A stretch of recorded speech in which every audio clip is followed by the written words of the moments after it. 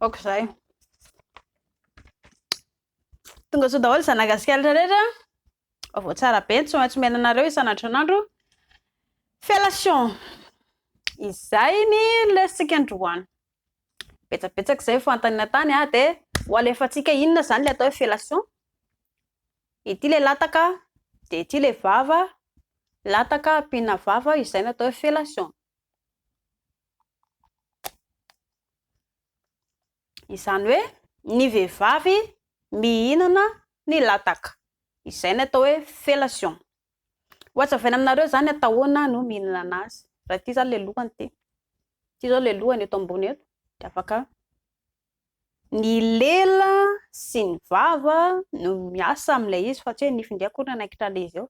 Tapaka eo le lataka voagaga indray. Fa ny lela indray no miasa. Dia ny ataondry voaloha zany loha le lataka no hoanindry rehefa tafiditra ao anatin'ny vava. Tsy maintsy fantatrindreo foana ohatry ny ahoana ny fihetsika lehilahy rehefa mankafy izy. Zay aloha voalohany. Manaraka indray dia feo. Tsy maintsy mba ampiana feo ilay izy. Mba entina ankafizana ilay fiarahana zany.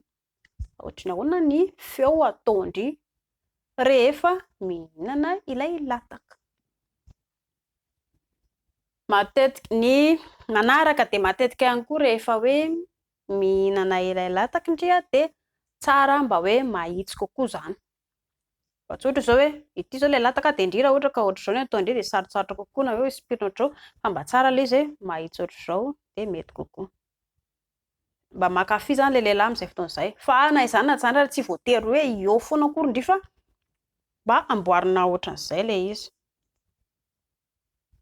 Manaraka indray koa mba tsara ilay izy hoe ampidirina lalina. Tsy hoe hoanina daholo kendany akory indry fa afaka ampidirina hoe eo amin'ny izay farany takatry ny vavandry.